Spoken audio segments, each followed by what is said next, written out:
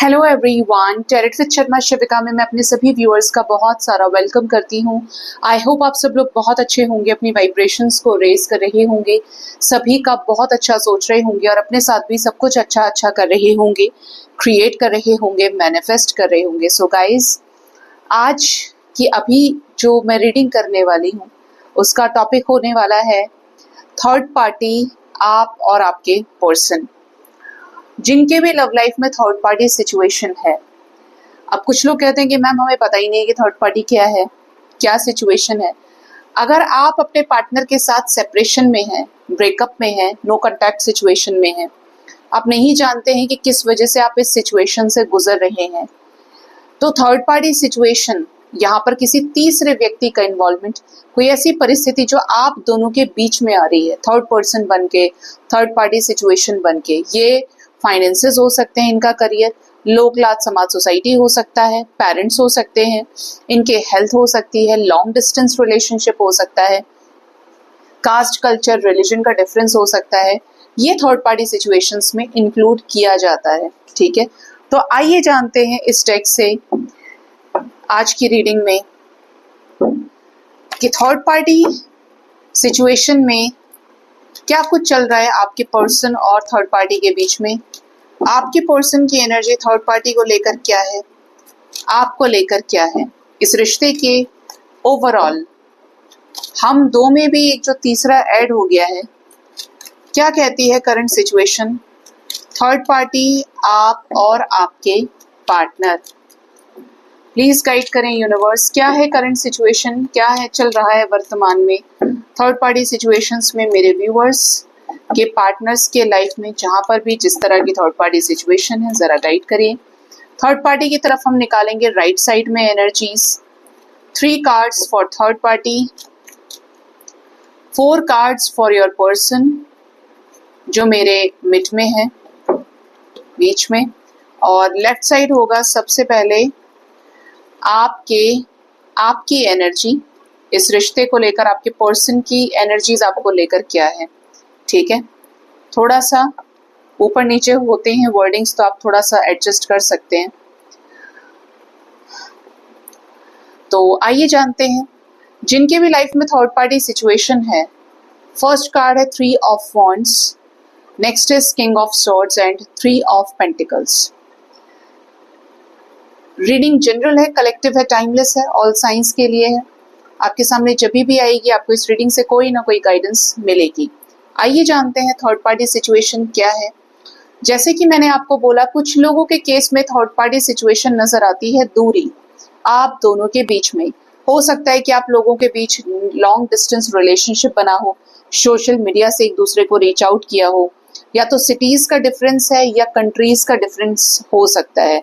मतलब एक ऐसी दूरी है कि एक तरफ तो आप हैं एक छोर पे और एक छोर पे आपके पर्सन है। इवन ये दूरी आप लोगों के लाइफ में रिलीजन की हो सकती है, कास्ट की हो सकती है, और एज का बैरियर हो सकता है। और एज भी ऐसी वैसी नहीं, आप दोनों के बीच में 10 साल, 8 साल, 15 साल, 20 साल, 25 साल का फर्क हो। ठीक है, ये ऐसी दूरी है आप दोनों के बीच में जो इग्नोरेबल नहीं है इस रिश्ते में। ठीक है, नेक्स्ट हमारे पास किंग ऑफ सोर्ड्स है। आपके पार्टनर की लाइफ में थर्ड पार्टी सिचुएशन में कोई ऐसा व्यक्ति हो सकता है जो स्वभाव में बहुत ज्यादा कट्टर है, स्टबर्न है, टॉक्सिक है, डोमिनेटिंग नेचर का है, जिसके पास एक ही सॉल्यूशन है, वो है जान से मार देना। ठीक है, मतलब सुन लिया तो मार देंगे। किंग ऑफ सोर्ड्स है हमारे पास एनर्जी में, कोई हल्की फुल्की एनर्जी नहीं है ये। ठीक है, नेक्स्ट है यहाँ पर 3 ऑफ कप्स। कुछ लोगों के पार्टनर किसी और से मैरिड हो सकते हैं, या कम्युनिटी के सामने शादी करने से रिलेटेड कुछ सिचुएशंस हो सकते हैं, या आप इनके साथ मैरिड हैं बट किसी थर्ड पार्टी इन्फ्लुएंस की वजह से यहाँ पर प्रॉब्लम्स आ रही हैं। कॉस्ट्यूम्स को लेकर, कॉस्ट्यूम तो क्या, कस्टम आपका हो गया, कल्चर, जिस भी संस्कृति से आप बिलोंग करते हैं, अगर दोनों के बीच में वैसे भी डिफरेंसेस हैं, जमीन जायदाद का डिफरेंस हो सकता है, फाइनेंशियल चेंजेस हो सकते हैं आप दोनों के बीच में, या तो आप बहुत ज्यादा रिच हैं या आपके पर्सन बहुत ज्यादा रिच हैं, या दोनों के बैकग्राउंड में डिफरेंस है, मतलब एक अथॉरिटेटिव पोजीशन पे है और एक मिडिल क्लास फैमिली से या लोअर मिडिल क्लास से। आपको पता होगा, बेटर आप जानते होंगे। यहाँ पर तो जो एनर्जीज आई हैं वो मैंने आपको बता दी हैं। आपके पर्सन की अगर एनर्जी की बात करें ऐसे थर्ड पार्टी सिचुएशन में, तो क्या है एंजल्स थर्ड पार्टी को लेकर? 7 of swords and queen of swords आ गए ना, कमी पूरी कर दी इन्होंने अपनी। एक और कार्ड आना चाह रहा है जो है पेज ऑफ कप्स का। आपके पर्सन ने कहीं ना कहीं थर्ड पार्टी सिचुएशंस में फेवर किया है। मतलब अगर ये थर्ड पार्टी नहीं सुनते, थर्ड पार्टी की बात नहीं सुनते, थर्ड पार्टी सिचुएशंस को फॉलो नहीं करते, तो आज के दिन, आज को आपके रिश्ते में उस लेवल पर चीजें खराब नहीं होती। धुआं वहीं उठता है जहां आग लगती है, ठीक है। तो अगर इन्होंने हमेशा ये दिखाया कि इनका कोई इन्वॉल्वमेंट नहीं रहा, ऐसा है वैसा है, तो स्याह इन्होंने ही किया है। इनका इन्वॉल्वमेंट चाहे 5% का रहा हो, 10% का रहा हो, जिसकी वजह से 90% आपका रिश्ता खराब हो गया, ठीक है। ये इन्वॉल्वमेंट किसी मदर फिगर के साथ हो सकता है, इनका फादर फिगर मतलब मम्मी पापा हो सकते हैं, किसी और के साथ मैरिड हो सकते हैं। ये जानते थे कि आपके साथ भविष्य में दिक्कत हो सकती है क्योंकि इनका नेचर स्ट्रिक्ट है, या ये जो इनके फैमिली मेंबर्स हैं इनका नेचर स्ट्रिक्ट है। कोई ऐसा व्यक्ति जो नहीं मानेगा, इस रिश्ते के खिलाफ ही रहेगा। ये धोखे खा रहे हैं, ये परेशान है।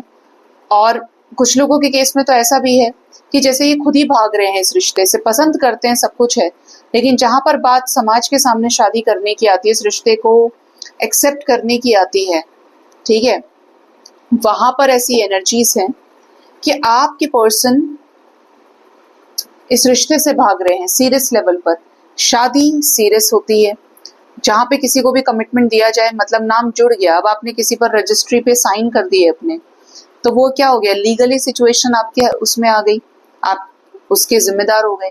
तो ये जो जिम्मेदारी है इस रिश्ते की, ये लेना नहीं चाह रहे हैं। ये पसंद करते हैं, प्यार करते हैं, अट्रैक्शन है आपकी तरफ, लेकिन शादी जैसे डिसीजन में इनके लाइफ में थर्ड पार्टी बहुत वैल्यू करती है, ठीक है।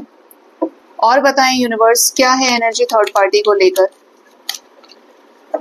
कुछ लोगों के पार्टनर की एनर्जी में है कि बीच का कोई रास्ता निकाला जाए, पूरी बैठक बिठाई जाए, समझाया जाए, जिससे इस रिश्ते में एफर्ट्स लगाकर चीजें ठीक की जाए।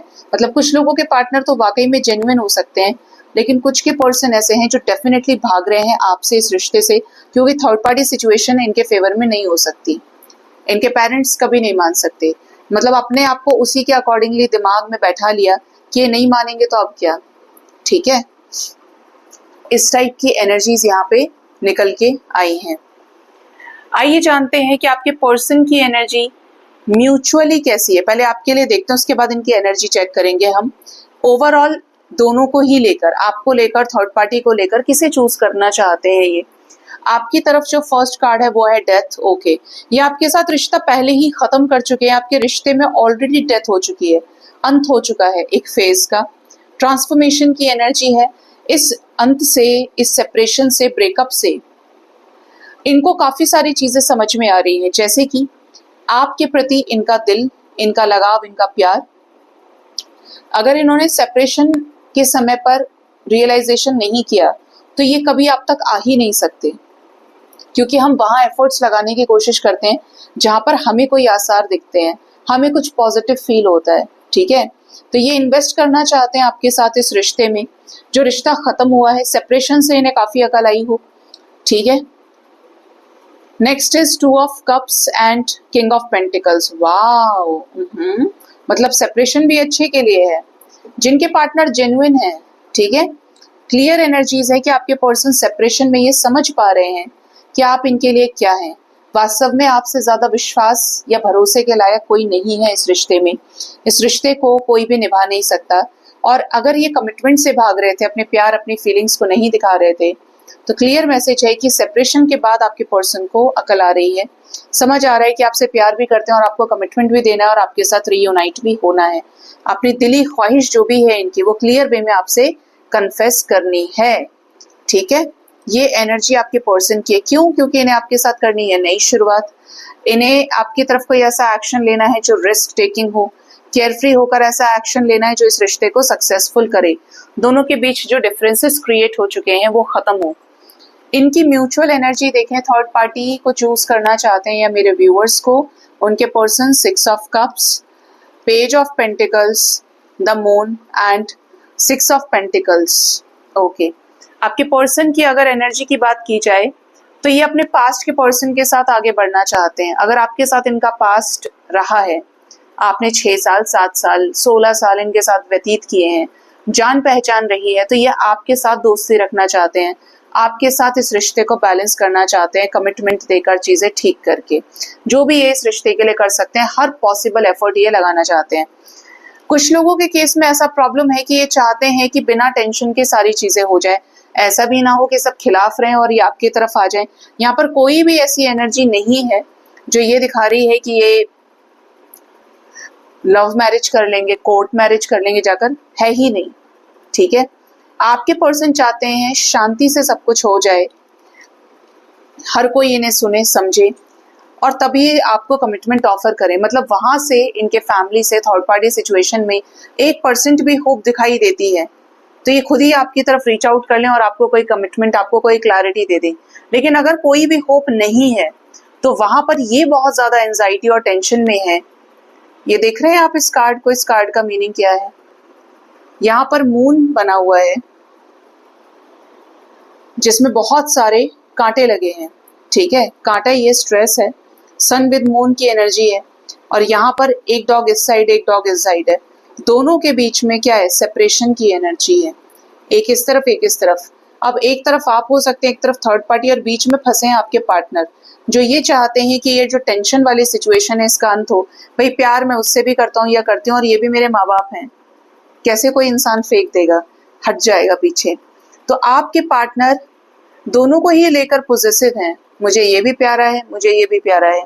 ठीक है, बट अल्टीमेटली इनके अगर दिल की एनर्जी को देखा जाए तो उसके साथ जिसके साथ इनकी मेमोरीज रही हैं, क्योंकि उसी व्यक्ति से ये सच्चा प्यार करते हैं। ये आप हो सकते हैं अगर ये जेन्युइन है, आपको लेकर, इस रिश्ते को लेकर इमोशनल व्यक्ति हैं। और अगर ये चीटर हैं तो ये फिर इस वाली एनर्जी में है, हट जाना रिश्ते से पीछे। अगर पेरेंट्स मना कर रहे हैं तो मत करो, कोई फायदा नहीं है, नाक कट जाएगी सब में। ठीक है, नेक्स्ट इज 8 ऑफ वॉन्ड्स। जो भी है ये क्लियर वे में इंडिपेंडेंट होकर डिसीजन लेने का ट्राई कर रहे हैं। आपसे वो सारी चीजें एक्सप्रेस करें जो ये चाहते हैं, क्रिएट करना, ठीक करना। सो गाइज, ये थी थर्ड पार्टी, आप और आपके पर्सन की करंट सिचुएशन। होप इस रीडिंग से आपको गाइडेंस मिली होगी। अपना बहुत ज्यादा ख्याल रखिए। Thank you so much, bye bye, take care.